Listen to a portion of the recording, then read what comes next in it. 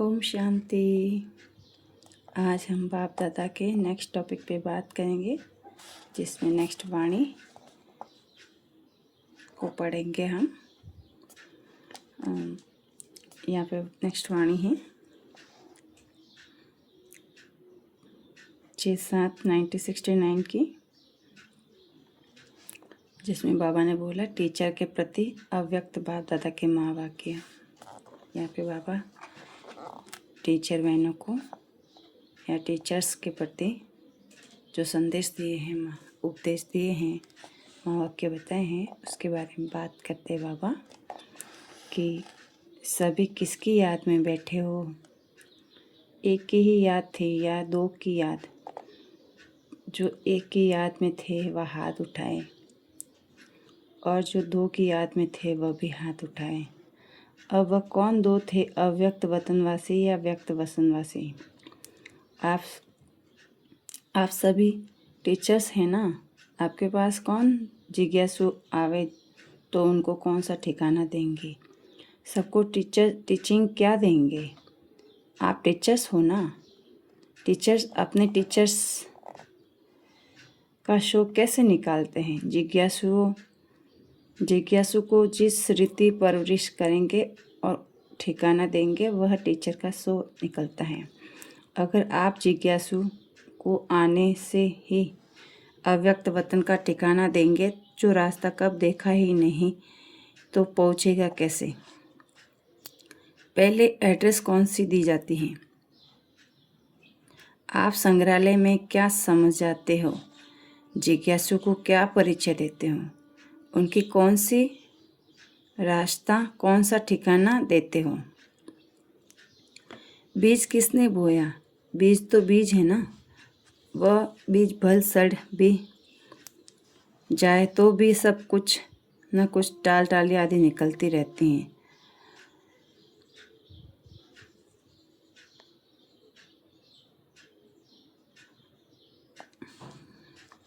बरसात पड़ती है तो भी निकल आता है। आप बीज को भूल जाएंगे, फिर भी रास्ता कैसे बताएंगे बीज कौन सा है? टीचर्स को युक्ति युक्त बोलना चाहिए। छोटे बच्चे तो नहीं हो ना। छोटे बच्चों को पहले सिखलाया जाता है कि आप तो सीखकर इतनी परवरिश लेकर इतना इम्तहान देने आए हो। पढ़ेंगे भी साथ में इम्तहान भी देंगे। दोनों कार्य इकट्ठे चलेंगे। बाप दादा वतनवासी बना तो आप सबको भी अव्यक्त वतनवासी बनना ना। वह किस सृष्टि पर खड़े होकर अव्यक्त बने? आपको कहाँ बनाना है? साकार सृष्टि में? सृष्टि तो ऑलराउंडर गोल है। सृष्टि में तो सारा झाड़ समाया हुआ है, परंतु सृष्टि का ठिकाना संगम है। संगम की बलियारी है जिसने आप सबको यहाँ पहुँचाए हैं। आप अपने ठिकाने को भूल जाएंगे, फिर भी क्या होगा?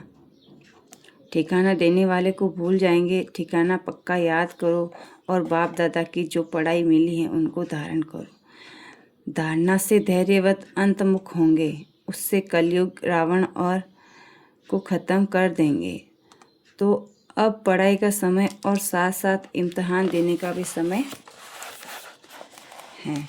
यह हुई एक बात। दूसरी बात है, जरा ध्यान में रखो, इतना समय जो बाप दादा की गोद में पले और उनसे जो कुछ भी कर्तव्य किया, ऐसे भी हैं कोई ने लज्जा के मारे बाप दादा से छिपाए हैं। ऐसे नहीं बाप को पहचान कर आप सबके आगे रखा नहीं। जो समझते हैं ऐसे भूल हुई है, जैसे अपने को दिल से भूल नहीं सकते, परंतु कोई अलबेलाई से हो जाती हैं, तो ये सबको लिखना है। बाप दादा से जिन्होंने बात की है उनको भी लिखना है। सारी जन्म पत्री। यह अंत का समय है ना। 84 का हिसाब किताब यहाँ चकतू होना है। सच्चाई और सफाई अक्षर तो कहते हैं, परंतु सच्चाई सफाई में भी अंतर क्या है, उसका अर्थ को नहीं समझा। अब उसकी गहराई में जाकर सारा लिखना है। अव्यक्त वतन से बाप दादा की सर्विस करने और साफ बनाने के लिए आए हैं।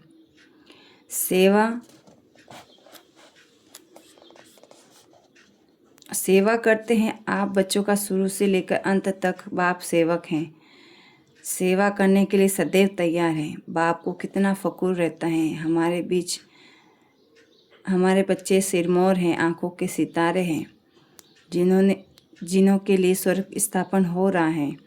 उस स्वर्ग के वासी बनने के लिए तैयार कर रहे हैं। जो समझते हैं हम लक्ष्मी नारायण बनेंगे, इतना लक्ष्य पकड़कर फिर गफलत करते रहते हैं। बाप दादा फिर भी सेवा करने आए हैं। अंतमति सुगति, समय नहीं है, समय बहुत नज़दीक आने वाला है। अपनी शेरनी शक्तियों को भुजाएं तैयार करनी है, तब तो दुश्मन से लड़ सकेंगे। अगर अपने को फेत नहीं तो बाप दादा का पूरा परिचय नहीं, न शक्ति सेना बन सकेंगे, न शक्ति पने का अलंकार आएगा। अगर शक्ति अपने में धारण की तो फिर आने वालों को भी तो पूरा ठिकाना मिलेगा ना। वे भी तो सब शक्ति सेना को दाखिल हो जाएंगे। अपने को सच्चा जेवर बनाने के लिए सब खामियों को निकालना है, स्वच्छ बनना है। सोना कितना किस्म का होता है, कोई 1 कैरेट, कोई 12 कैरेट। तो यहाँ पे बाबा बोल रहे हैं कि मतलब कितना कैरेट का होता है। प्योर ते प्योर होता है, कैरेट अक्सर निकल जाना चाहिए। अपने को करेक्ट करना है। अब करेक्शन करने का समय नहीं है। यह बातें अच्छी रीति ध्यान में रखना है। धर्म परिये धर्म न छोड़िए, कौन सा धर्म कौन सा परत मालूम है। एक बार वायदा किया तो बाप दादा को हाथ दे दिया, फिर धर्म को नहीं छोड़ना है। पवित्रता नारी जो होती है वह अपने धर्म में बहुत पक्की रहती हैं। अब आप सच्ची सीता, सच्ची लक्ष्मी जो महालक्ष्मी बनने वाली हो, अपने लक्ष्य से अगर उतर गए तो फिर जंप मार लक्ष्य पर बैठ जाओ। बाप दादा अपने बच्चों की सेवा करने के लिए सेवक बनकर शिक्षा दे रहे हैं। फरमान नहीं करते हैं परंतु शिक्षा देते हैं, क्योंकि बाप टीचर भी हैं, सतगुरु भी हैं। अगर बच्चों को फरमान करे न माने तो वह भी अच्छा नहीं है, इसीलिए शिक्षा देते हैं। आज फाउंडेशन पढ़ता है छोटे बच्चों को तो टीका लगाया जाता है, उनको रास्ता बताना होता है, क्या करना है, कैसे करना है। आप सबको रास्ता तो मिल ही गया है, आप औरों को भी रास्ता बताने के निमित्त बने हो। अगर आप उस रास्ते में कोई गड़बड़ है तो अगर मगर तो वह निकलनी है। अगर अब भी नहीं निकलेगी तो आगे के लिए जो शक्तियों को बल मिला है वह खलास समझो। ऐसे बाप दादा को कहाँ कहाँ दिखाई दे रहा है। इसीलिए संगठन में सबके दिलों को एक दिल बनाने, पूरा रास्ता बताने के लिए आपको बुलाया है। आप सबको खुशी होगी ना कि छोटे छोटे बच्चे को कहाँ फंक्शन आदि पर ले जाया जाता है तो बहुत खुशी होती है। वहाँ जाएंगे तो नया कपड़ा पहनेंगे। आप सबको एक नया कपड़ा, श्रृंगार आदि कौन सा करना है। एक तरफ सेवक भी बनना है। सेवक अर्थात पतित आत्माओं को उद्धार करना है और उस सेवा को कायम रखना है। आप सबको आने वाली आत्माओं को कैसे उद्धार करना है, कैसे विघ्नों को हटाना है। तीर में जौहर भरा हुआ होगा तो एक बार पूरा तीर लग जाएगा ना, तो उस आत्मा का भी तो उद्धार हो जाएगा। छोटी छोटी बच्चियाँ किसका उद्धार करेगी। कौन सा पहाड़ उठाया है, पहाड़ उठाने कौन निमित्त है। गोपिकाएँ गोपिका भी तो हो सकती है ना। जब पूरा कर्तव्य करे पहाड़ भी तब उठा सकेंगे जब इतना बल हो। तो इन सब बातों को रोशनी देने के लिए बाप को आना पड़ता है।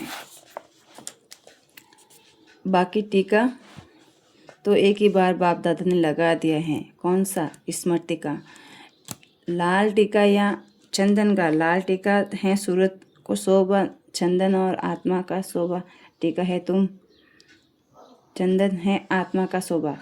तुम जेवर भी सूरत की शोभा के लिए नहीं पहनते हो, वस्त्र भी स्त्रियों को दिखाने के लिए नहीं पहनते, परंतु आंतरिक और आपने को ऐसा श्रृंगारना है, जेवर ऐसा पहनाना है जो लोग पसंद हो व दिल पसंद हो। लोग पसंद है तो बाहर मुख, दिल पसंद है तो अंतर्मुख, और अंतर्मुख होकर अपने को सजाना है। लोग पसंद भाषण किया तो खुश किया, परंतु भाषण का भी तो जो रहस्य है, तत्व है, एक एक अपने कर्मेंद्रियों में बस जाए तभी तो शोभा है। कर्तव्य से देवी गुणों का सो हो, देवी गुणों का क्लास होता है सजने के लिए। ऐसे ही सज सज कर संगम से पार होना है, फिर अपने घर जाना है। फिर घर से कहाँ जाना है? ससुर घर। कन्या ससुर घर जाती है अगर पढ़ी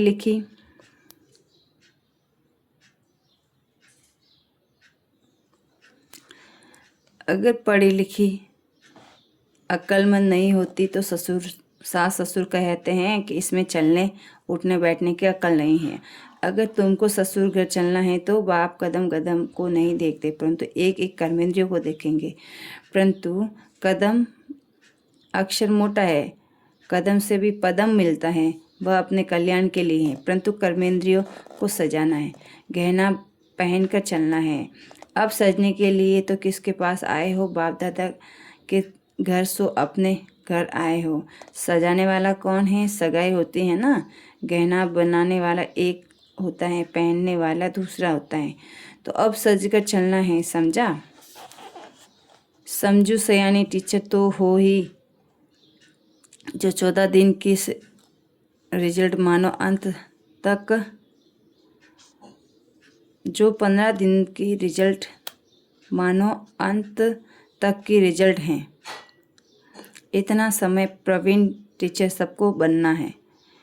फिर जब अपना सेंटर जाकर संभालेंगे तो आने वाले को भी दृष्टि से सत्योगी सृष्टि दिखा सकेंगी।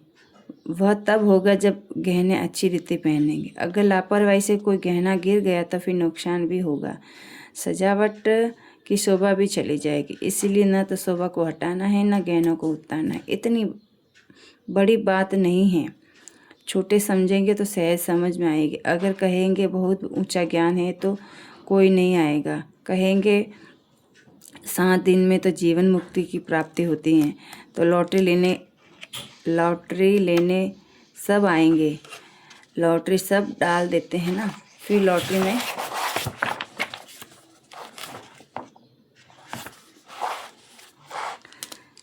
है संगम का संपूर्ण रूप। कौन सा है? शक्ति और पांडवों के रूप में। तो ये संगम का जो संपूर्ण स्वरूप है वह प्रत्यक्ष आप सभी को अपने में महसूस होगा। मालूम पड़ेगा हमारे कौन से भक्त हैं, कौन सी प्रजा हैं। जो प्रजा होगी वह नज़दीक आएगी, और जो भक्त होंगे वह आखिरी पिछाड़ी में चरणों में झुकेंगे। तो हर एक सितारे के अंदर जो राजधानी अथवा दुनिया बनी है वह अब प्रत्यक्ष रूप लेगी। जब वह प्रत्यक्षता होगी तब सभी अहो प्रभु का नारा लगाएंगे। अब यह समय नज़दीक आ रहा है, इसलिए अब जल्दी परिवर्तन को लाना है। आप रचयिता हो ना, जैसे रचयिता होगा वैसी रचना होगी, और रचयिता को अपनी रचना का ध्यान रखना है। इस समय पर बाप दादा को भी तो हर्ष हो रहा है कि स्नेह और साहस, ये 2 चीज़ देखकर हर्षित हो रहे हैं। हर एक में स्नेह और साहस है। उनका सिर्फ बीज नहीं, लेकिन बीज का कुछ प्रत्यक्ष फल भी देखने में आता है। वह प्रत्यक्ष फल देखकर हर्षित होते हैं, लेकिन जब फल निकलती हैं तो उनकी बहुत संभाल करनी है। तो आप भी तो इस फल की बहुत संभाल रखनी है, क्योंकि यह फल बाप दादा को ही तो स्वीकार कराना है। लेकिन यह खबरदारी रखनी है कि बीच में माया रूपी चिड़िया फल को झूठा न कर देवे। फल जब पक जाता है तो फिर पक्षी को भी खाने की बहुत कोशिश करते हैं, तो यह माया भी इस फल को खाने के लिए कोशिश करेगी। लेकिन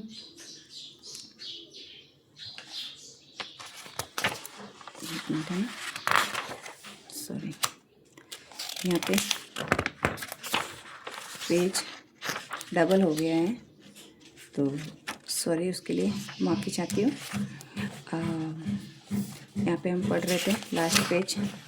फिर लॉटरी में किसको कुछ मिल जाता है,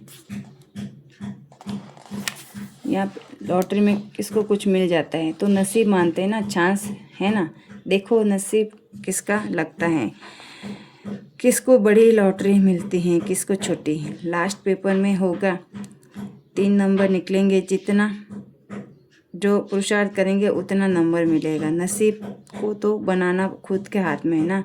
अब तो इंतज़ार में नहीं रहना है, इंतज़ाम करते रहना है। बहुत कुछ खजाना मिला है, उसको अपने पास जमा करो और गहू मिसल उगाड़ना है। आप सब गाय हो ना, गोपियाँ भी तो हैं। पहाड़ को कैसे उठाना है, गहू कैसे उगाड़ना है, यह कर्तव्य भी इस भट्टी में करना है। बहू रूप धारण कर बहु कर्तव्य बजाना है। भट्टी के अंदर सब अनुभव करना है। जितना पुरुषार्थ करेंगे उतना रिजल्ट निकलेगी। संपूर्ण अवस्था को प्राप्त करने का लक्ष्य क्या है, साधन क्या है, उनको जानना है। साधन मिल जाएगा तो लक्ष्य को भी पकड़ लेंगे। रत्नों की भी परख चाहिए ना, पूरी वैल्यू रखनी है। जेवर की वैल्यू जौहरी को ही परख सकेगा। जिनकी परख नहीं होगी उनके पास वैल्यू नहीं रहेगी। तब परख तब होगी जब जेवर पर पॉलिश होगी या चमक होगी, तब वैल्यू भी होगी और पहचानने वाले भी पहचान लेंगे। चमकदार नहीं होंगे तो खरीद कौन करेगा, है ना। समझते हैं पता नहीं सच्चा है व झूठा जेवर है। पैसा भी देवे जेवर भी काम ना हो तो इससे क्या फ़ायदा। तो आप सबकी पूरी सजावट हो जाएगी तो खरीदार भी निकलेंगे और आप वतनवासी भी बनते जाएंगे। यहाँ पे बाबा ने हमें एक और इशारा दिया है हेडलाइन डाल के कि बाप अव्यक्त वतनवासी बना तो आप सबको भी अव्यक्त वतनवासी बनना है। वह किस सृष्टि पर खड़े होकर अव्यक्त बने हैं, स्थूल सृष्टि पे तो बने हैं ना। तो आपको भी कहाँ बनना है, साकार सृष्टि पे। यहाँ पे बाबा ने बोला साकार सृष्टि पे खड़े होकर ही बनना है।